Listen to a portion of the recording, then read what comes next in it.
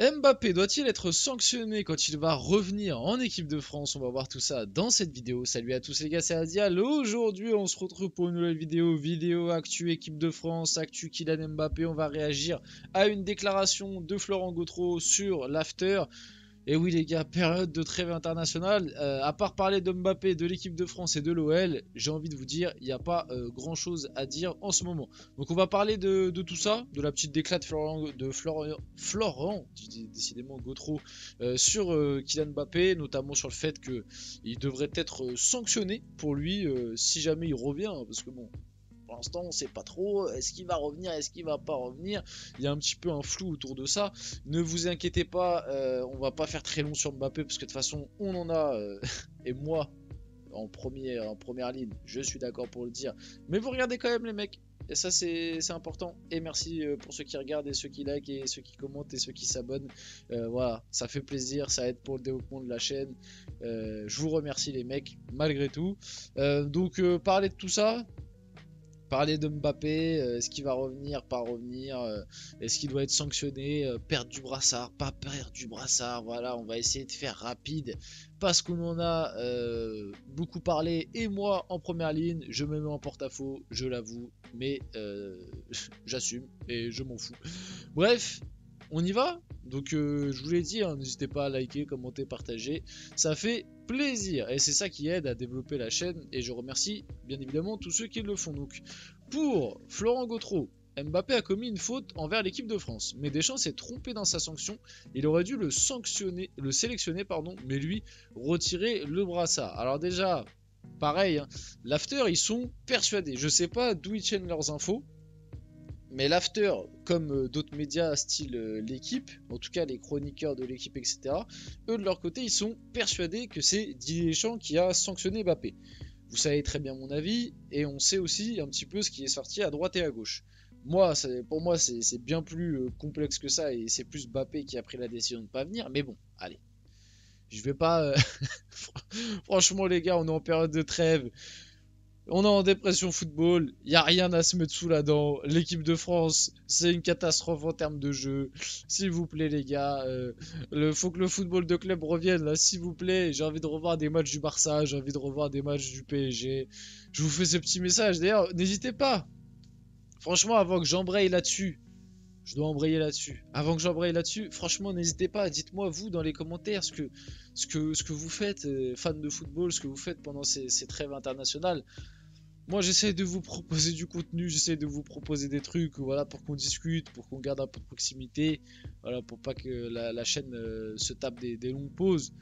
Vous, n'hésitez pas à me dire ce que vous faites, hein. Franchement, divertissez-moi, je sais pas, faites-moi plaisir. Tu vois, c'est comme lors du dernier match de l'équipe de France où je l'ai débriefé. Voilà, ça m'a fait plaisir de voir que certains n'ont pas vu le match dans les commentaires, ils ont préféré regarder un petit film, des trucs comme ça.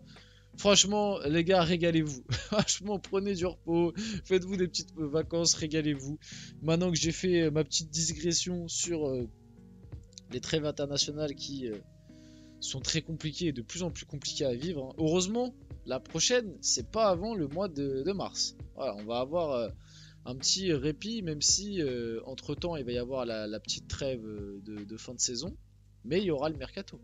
Il y aura le mercato et je pense que le mercato avec ce qui se passe du côté de l'OL, même certains manques dans des gros clubs, style le Real, style le PSG, si jamais ça bouge. Bon, le Real, ils sont quand même un petit peu obligés. On peut avoir un mercato hivernal un peu intéressant cette année, par rapport peut-être aux années précédentes, qui l'étaient un peu moins. Pour en revenir du coup au sujet de base, quand même, vous avez quand même cliqué pour ça. Enfin, j'imagine. Peut-être que vous avez cliqué parce que vous m'aimez bien. S'il y en a qui sont comme ça, je vous remercie. Ça fait plaisir. On crée une commune, les mecs. On crée une commune. Vous voyez bien que j'essaye un maximum de de pas repartir là-dessus. Bref, donc pour en revenir, moi je pense, je pense que m'approcher un peu plus de la vérité je pense que c'est Mbappé qui a pas voulu venir en sélection, donc le truc de la sanction de Deschamps ça ne tient pas. Maintenant, est-ce que Deschamps aurait dû le sélectionner et lui retirer le brassard? Peut-être. Ça aurait été peut-être un truc un peu plus fort que de juste pas le sélectionner. Si tu pars du principe que c'est Deschamps qui l'a pas sélectionné, Maintenant, pour moi, c'est ce style de débat-là. Oui, pour moi, je le dis, je le répète, Mbappé, déjà de base, n'aurait pas dû être le capitaine. Mbappé n'est pas un bon capitaine. Mbappé n'est pas un bon leader. Mbappé, on le voit bien depuis qu'il est capitaine, cette équipe de France est à la dérive. Et oui, faudrait, enfin, à l'heure actuelle, il ne mérite pas le brassard de l'équipe de France. Maintenant, on sait très bien, et de toute façon, toutes les déclats vont dans ce sens-là. On sait très bien qu'il il va le garder et que ça bougera pas.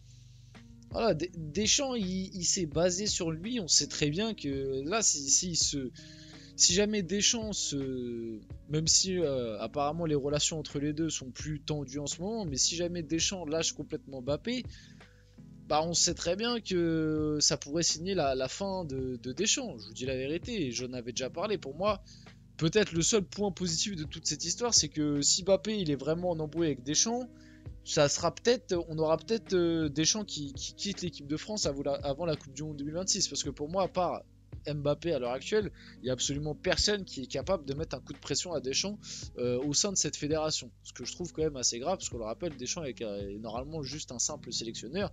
On a l'impression qu'à l'heure actuelle, c'est un petit peu le président de la fédération, quoi.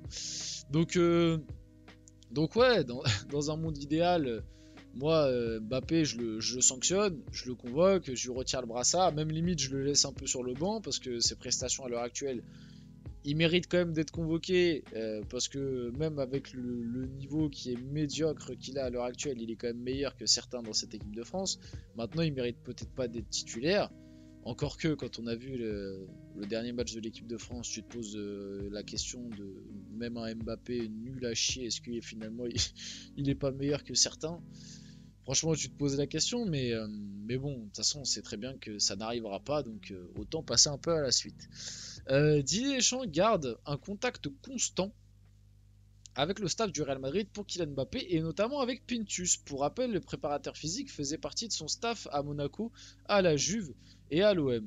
Franchement, tu vois, des fois, tu as des infos comme ça et tu te dis, ah ouais, franchement, Pintus, j'avais complètement zappé qu'il faisait partie du staff de Deschamps à Marseille et du coup, même bon, à Monaco, j'étais un peu plus petit, mais à l'OM, j'ai quand même des souvenirs quelques souvenirs du Marseille de Deschamps.